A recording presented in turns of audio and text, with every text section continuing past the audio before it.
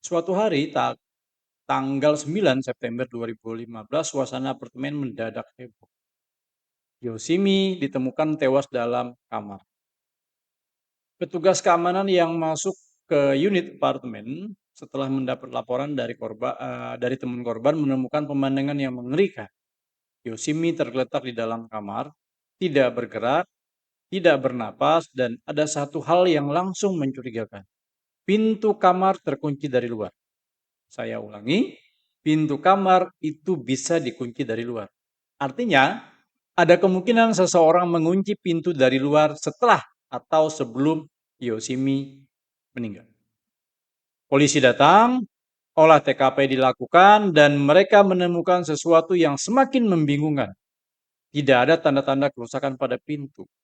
Tidak ada bekas congkelan, tidak ada kaca pecah, tidak ada jendela yang terbuka. Jadi, kalau pintu terkunci dari luar dan tidak ada kerusakan, berarti pelakunya punya kunci, punya akses. Atau pelakunya adalah seorang yang memang berhak berada di sana. Siapa kira-kira?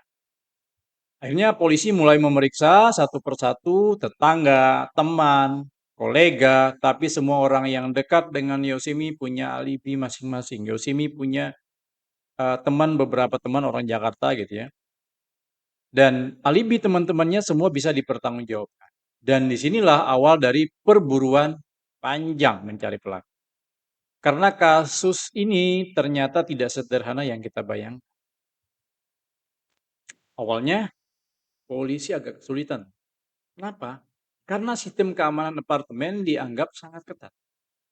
Setiap orang yang masuk tercatat, setiap kunjungan terdata, CCTV merekam semua pergerakan. Justru disitulah letak kejanggalannya.